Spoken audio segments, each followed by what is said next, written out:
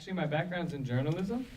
So I was working as a reporter for the New York Times and doing stuff for NBC, but I was always very interested in music journalism, and I would write for a magazine called Wax Poetics. Oh yeah, of course, yeah. Which, if anyone's a record head, you know Wax Poetics.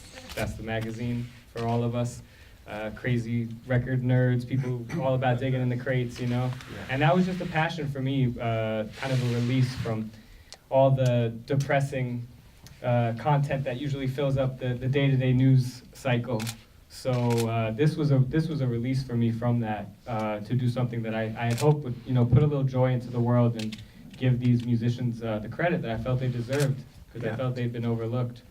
Yeah, because I mean that's a hell of an undertaking to do a documentary. Have a beginning and an end, and with all the content. When I know you're a journalist, but I mean making a documentary. Yeah. Did you lose the way at any point within the documentary, wondering where the hell you were up to? Well, there were definitely, I had no intention to spend 6 years on it, but reality set in quite quick. It's rather costly to put out a film like this, so we needed as much funding as we could get, and that was really the challenge, was finding funding, especially as a first-time filmmaker. In the States, grants are hard to come by, but we were lucky enough. I was able to partner with my producer, Elena Martinez, and her organization, City Lore. They're actually behind another great film that came out quite a few years back called From Mambo to Hip Hop.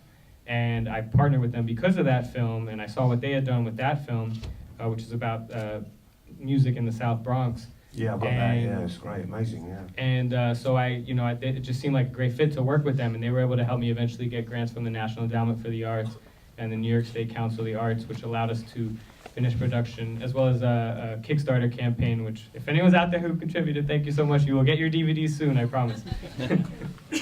Yeah, that's right. Yeah, because I didn't realise there was other funding. I thought it was a crowd-funded thing, because it's because you've put that trailer's been up on the internet for a long time with the Joe Bataan with putting the knife in the piano. Yeah, it's gone through the trailer started with a 10-minute clip reel, then has whittled its way down to a proper trailer.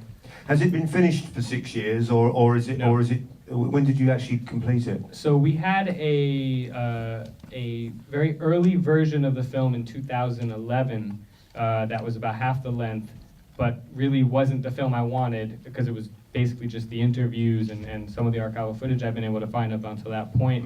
And that was what launched the Kickstarter campaign, was from that version of the film. But I always knew I wanted something more, that could really get personal.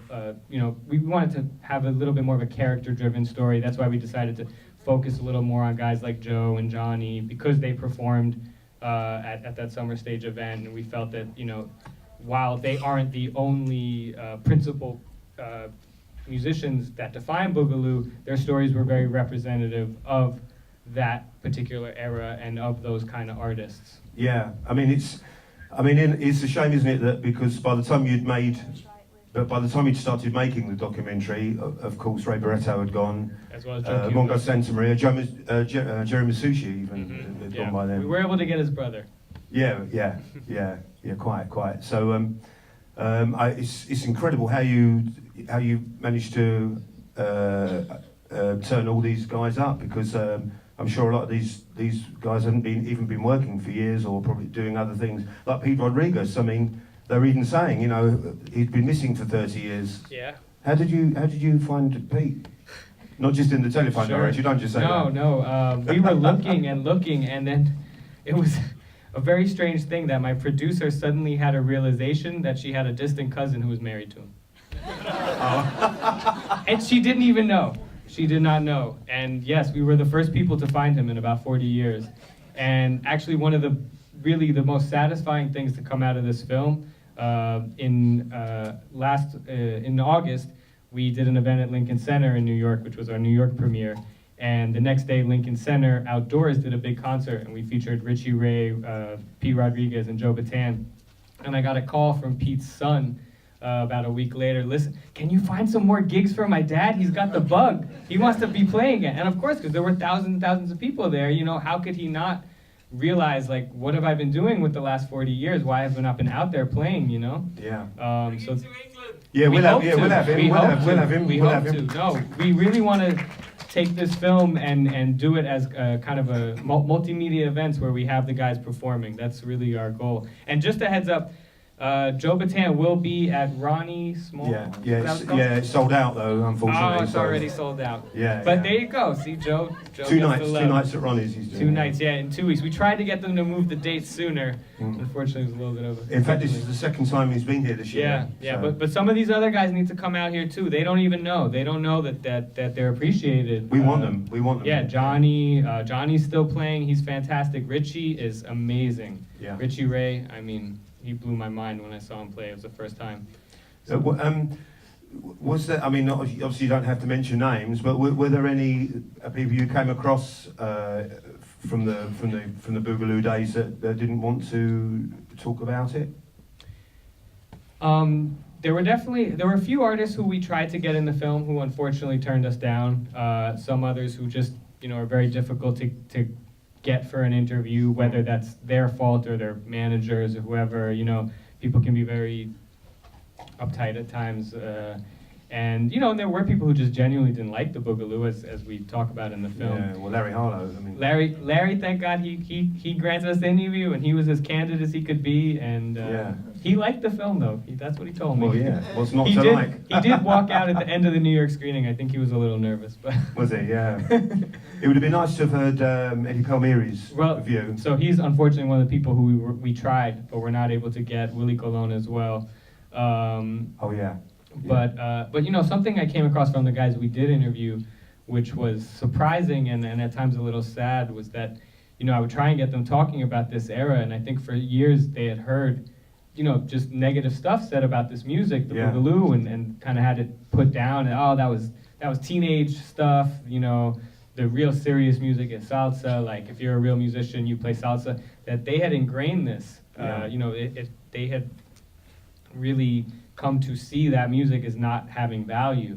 And they're like, why do you care about this? Why are you asking me about this? Like, that was garbage, And I'm like, no, people care. People want to know about this, Like, this is quality music that there are people around the world who have come to appreciate it, And not to put down salsa in any way or mambo. I mean, all these types of Latin music are wonderful and amazing and great to dance to, but I just felt that this one particular era that bridged those two particular eras in New York had been overlooked, and I felt it was time that somebody paid some attention to it. Yeah, it's true, yeah.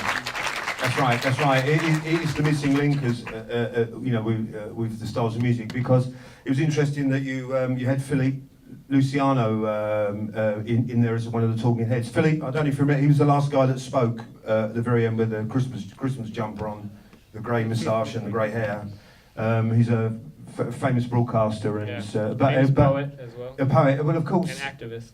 Well, activist. I mean, he was really the main character in that. There was a really famous salsa documentary in the 70s that really kind of gave salsa a lot of exposure around the world, and he was the main talking head in that. So it was quite special that you had him for your documentary as well, because I hadn't seen him since that documentary. It was quite incredible that you got him. Why did you approach him to do that? How did you find him? Is he still a broadcaster? So he, believe it or not, he's actually, I think, studying now to become a minister. As many of these musicians and the people from that era, the ones who are still around tend to find religion. The ones who haven't. Well, yeah. But Felipe, what we wanted to include in the film was more than just musicians. We wanted to give a full spectrum of the social impact. Yeah. And Felipe is actually, which we don't go into in the film, but he's one of the founding members of the Young Lords Party, which in New York was the Latino version of the Black Panthers. So we felt that it was, and he's a very famous poet too. He was a big part of the Nuyorican Poets movement. Actually, if you for record people, you will know the Last Poets.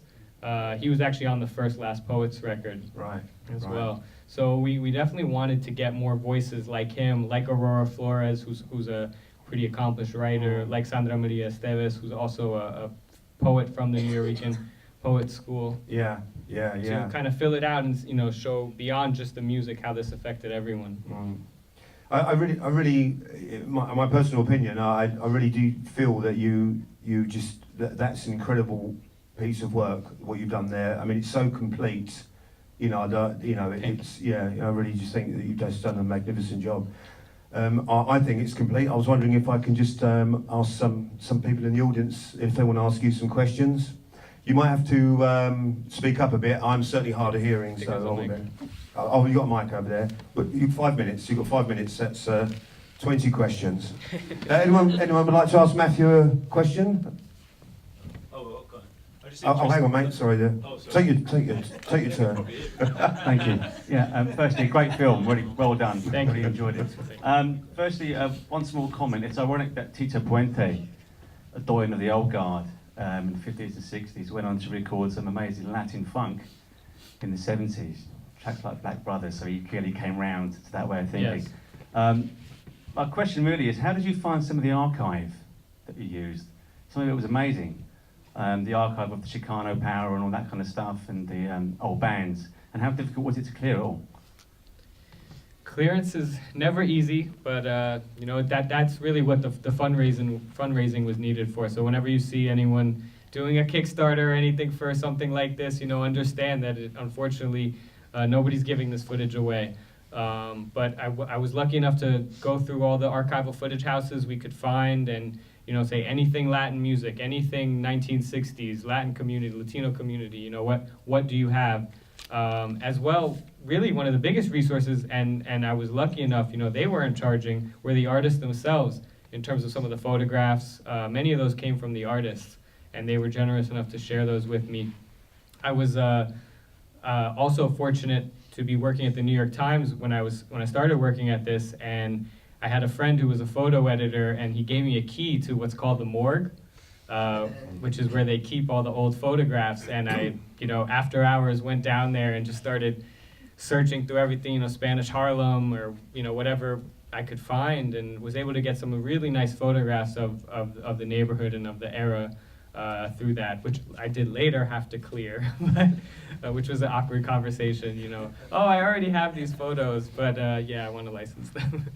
But it all worked out. But yeah, it was just a process of kind of going through as many resources as possible. But also Richie Ray, he actually showed me the film that he was in the 60s, which is included early on in the film. So yeah, the artists were a huge resource as well for that. But unfortunately, you know, this isn't like the Beatles or the Rolling Stones, where every piece of footage was saved. These guys were on certain TV shows in the late 60s, and from everything, and these were mostly aired on Spanish language networks, and from everything I'd been told, they would actually just use the reel over and over and tape over it. So it was quite, when I heard that, I mean, my heart sank. But, you know, we were lucky enough to get as much as we could, and I'm you know, pleased with that. Yeah, amazing, absolutely amazing. Sorry, you had a question, mate? I was just more curious about why Boogaloo, really. So it was just to find out, obviously, you seem like a young guy like ourselves, so it's kind of, how did you get to that? Was it through your journalism and researching it, or family past, so it's got you into the music, or is there still a kind of vibe and a feeling from it, like they mentioned in the film, in and around New York? Sure. So. For me, it started about, you know, 14 years ago when I really started collecting records, and I was DJing at the time. And I just got into collecting old records, and in particular, growing up in New York, you know, I'd understood that Latin music was big in New York, but I didn't quite make the connection that it was from New York, that there was this amazing history that had come out of, you know, my city, where, you know, the city I love. And that's what really drew me in, was when I started finding these Boogaloo records, and I'd be like, why is this half in English, half in Spanish, mixed in with funk and soul? Like, it just screamed New York to me, so I wanted to know more, and there was really a lack of information out there. You know, there was only one essay written by Juan Flores, may he rest in peace. He passed away last year. He was a professor at NYU, and he'd done a book called From Bomba to Hip Hop, and they had a chapter. Eventually, it was this essay that became a chapter in his book about Boogaloo. And other than that, there really was nothing out there. And I had the idea of, I did an article for Wax Poetics on Johnny Colon, and I really found his story interesting. I just felt it was this great untold story. I'd had it in my mind, I would like to make a genre music documentary, but there aren't too many genres out there that haven't been covered yet. So here was this story waiting to be told, and I said, let me see who else I can find. And then the camel that broke the straw that broke the camel's back for me was seeing Latin Music USA. When it came out a few years ago, there was one of the episodes, I believe BBC was part of producing that. It came out in the States on PBS, public television. One of the episodes was called The Salsa Revolution, and in that, when I watched it, they had like 2 minutes on Boogaloo, and the whole film was focused on salsa, and I was like, wow, that's it? Like, that's all you're gonna give it? I feel like it was more significant, so that kind of drove me to stick with it and really pursue this story. Yeah, and what a story as well. We've got time for just 2 more questions, because they've got this quite strict about getting us out, because I think there's another film. Is there any more questions? Someone did, oh yes. Hi there. I think you missed a bit of a trick about the Young Lords. I'd like to have heard more about the Young Lords and the whole political consciousness that went from the Black Panthers to the Young Lords, and the difference between the Cubans and the Puerto Ricans. How much influence did the Cubans have on Boogaloo? Or was Boogaloo purely New Rican? Was it like Puerto Rican? Well, first I'd like to respond to your Young Lords comment. You have to sort of find a focus. And sometimes if you stray too far, it can just get, you're going to lose the thread of the story. But we did try and touch on activism and what it meant at that point. But there are some wonderful films out there about the Young Lords that I highly recommend, one of which we used archival footage from. Pa'lante, Siempre Pa'lante is a great film actually made in the 70s about the Young Lords. So the dominant group in Latin music in New York for basically definitely during the era of the 60s and 70s was the Nuyorican community. But there was this old guard of Cuban promoters who were a big part of it as well, as part of, and I don't think they were necessarily the biggest fans of Boogaloo. From what I've heard. It's all about making money. They're just businessmen, aren't they? So they're going to book whatever they're going to make money on. Right. I think there was part of that, but I think there was a certain feeling that this wasn't their music because before Boogaloo, Cuba, and really before before Castro, Cuba had been the driving source for Latin music in New York and abroad. Boogaloo was really the first uniquely New York creation. And I do think there was a certain lack of appreciation from some of the old guard of Cuban music, people in the music industry from the Cuban community. So we just got time for one more question. Anyone else? Oh, there. Oh, I was going to say, do you think Nuyorican or Boogaloo music speaks to other territories more than the west coast of America? Or is it? Do you think it speaks to Spanish people all across America? Because it feels like in England we feel it almost more as much as the New York people do, rather than the West Coast people do. Sure. And also, did you consciously avoid any connections to hip hop and sampling in this film? Because are there any samples that you know about from the Boogaloo era? No, there definitely have been songs sampled. I know Tribe Called Quest, for example, they sample some Joe Cuba. I'm pretty sure there's been some Joe Bataan samples. So yes, this music has been sampled, but where I wanted to draw the similarity between hip hop was I wanted to do it without saying, being so forceful with it, but more in that I see a lot of similarities between early hip hop and this music because it really was, and I'm talking hip-hop when it was created in the 70s in the South Bronx, these were young Black and Latino kids getting together, making music to stay out of trouble. And that's exactly what hip-hop was. Music being made with very little resources, very little, actual musical training. So that's where I saw the main similarities that, I was hoping people who are aware of that story would grasp it. And then your other question about the West Coast. What's interesting about the West Coast is that Santana, which unfortunately we couldn't fit this in the film, but he actually heard Ray Barretto's Acid before he started recording and loved it so much that he eventually hired Ray Barretto's timbale player, Oreste Vilato, who became his timbale player from the 70s on. So this music did reach the West Coast and did have an influence, but I think it really comes, the West Coast had its own Chicano soul movement and Chicano rock movement. And I think it sort of had its own movement there that Boogaloo was less important because they, and there is a difference between, the Mexican Chicano community and the New Yorican community. But there was crossover, and Joe Bataan, if he was here, he would tell you all about how much they love him on the West Coast and how La Raza and the Chicano community embraced him. Yeah. So there definitely was crossover. Same with guys like Ralphie Pagan. There's this whole community of the lowriders out in the West Coast, and they love what they call the old soldies. That Latin soul sound played really well into that. Thank you very much. Just before we do thank Matthew, I just think that this premiere wouldn't be possible without Cullum and Victoria for their Doc and Roll Film Festival. So please, massive round of applause for giving us the opportunity of seeing this incredible film. And of course, straight from here, we will be at the 100 Club, myself, Eddie Pillar, and Rob Messer. Yeah. And lastly, would like to thank you very much, Matthew, for such an incredible documentary. It's been an absolute pleasure.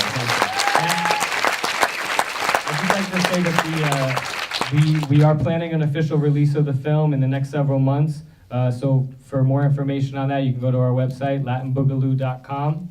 As well, we're on Facebook. Just search We Like It Like That. We're on Twitter. So, please follow us and, tell a friend. Mathew Ramirez Warren.